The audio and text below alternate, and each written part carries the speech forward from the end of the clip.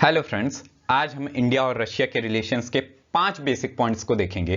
क्यों हमेशा इंडिया और रशिया बेसिकली साथ होते हैं। आपको पता होगा हाल ही में यूक्रेन और रशिया के वॉर के बीच जो यूएनएससी में जो जनरल मीटिंग हुई उसमें वोटिंग में इंडिया ने ऑब्स्टेंड कर दिया।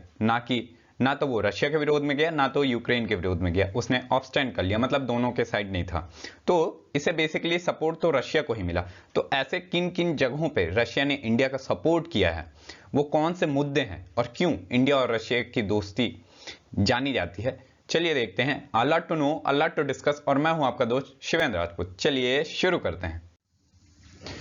आपको याद होगा इंडिया और पाकिस्तान का युद्ध 1971 में हुआ था, जिसमें जब कोई भी चारा नहीं बचा था तो उस टाइम पे अमेरिका पाकिस्तान के साथ था और रशिया हमारे इंडिया के साथ।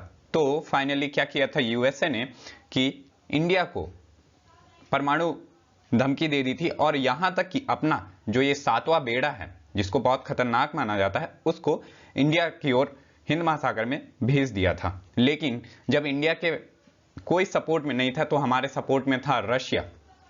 रशिया ने हिंद महासागर में इन 7वें बेड़े के सामने अपनी पनडुब्बियां लगा दी थी। यदि कोई भी 7वां बेड़ा या कोई भी जहाज आगे आता तो रशिया की पनडुब्बियां उसको वहीं पे मार के गिरा देती। इस डर से रशिया का 7वां बेड़ा वापस चला गया था। और इस वॉर में जीत किसकी हुई थी आप तो जानते ही हैं, हमारे भारत की। और ये ऐतिहासिक मोमेंट जब पाकिस्तान सरेंडर किया था, इसमें 93,000 East Pakistani soldier surrender to the Indian army.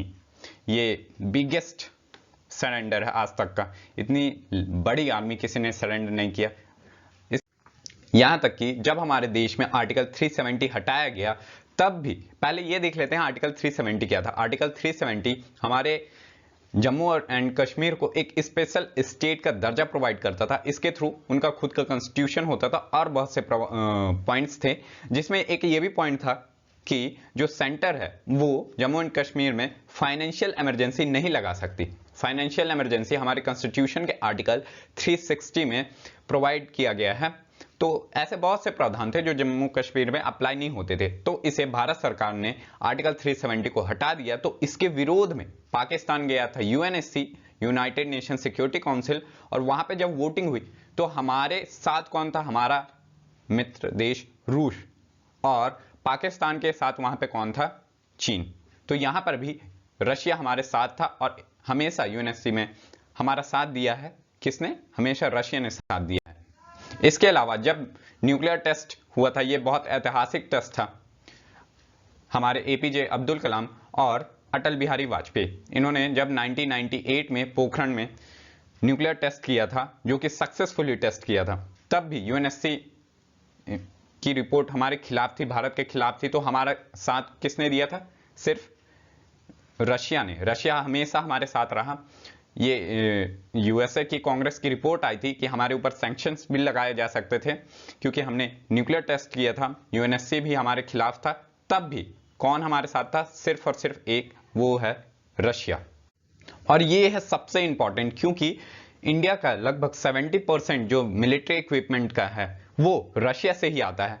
और आपको पता होगा कि S-400 जो कि हम चाइना के विरुद्ध इसको यूज करना चाहते हैं, हाँ, चाइना बॉर्डर पे S-400 डिप्लॉय है, ये हमने कहां से लिया है? रशिया से। इसके अलावा जो सुखोई एयरप्लेन है, एयरक्राफ्ट है, वो भी हम रशिया से लेते हैं। साथ ही साथ हमारा INS विक्रमादित्य रशिया के द्वारा बनाया गया। और इसके अलावा जो परमाणु पनडुब्बियां बनाई जा रही हैं जैसे अरिहंत, ये भी रशिया इसमें हेल्प कर रहा है। तो रशिया का बहुत कॉपरेशन है इंडिया के साथ। इसके साथ साथ जो हमने सुपरसोनिक मिसाइल बनाई है ब्रह्मोस, इसमें भी रशिया का बहुत बड़ा शेयर है। तो रशिया के साथ हमने मिलके ब्रह्मोस बनाया है। इसलिए इतने सारे पॉइंट्स हैं जिसके थ्रू इंडिया और रशिया के रिलेशंस और ज्यादा मजबूत हो जाते हैं। इसके साथ साथ जो मेन पॉइंट है ट्रेड, इंडिया और रशिया के बीच भी काफी बेहतर ट्रेड होता है, जिसमें India largely export pharmaceuticals and electrical machinery to Russia while petroleum makes up to hub. ज्यादातर हम रशिया से पेट्रोलियम ही लेते हैं, इसके साथ साथ नेचुरल गैस, क्योंकि वहां इसके भंडार हैं। और यदि देखा जाए तो इंडिया का एक्सपोर्ट 2020-21 में 2.65 मिलियन था, वहीं इंपोर्ट था 5.48 मिलियन का।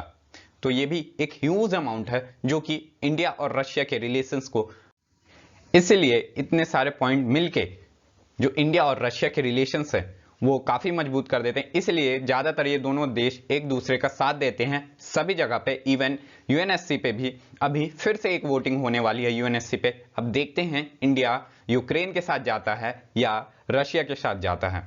बाकी आपको क्या लगता है कमेंट बॉक्स पे जरूर लिखें। And this is the end of the video. Please like the video, subscribe the channel and share others. At last but not the least, Shiven Rajput signing out.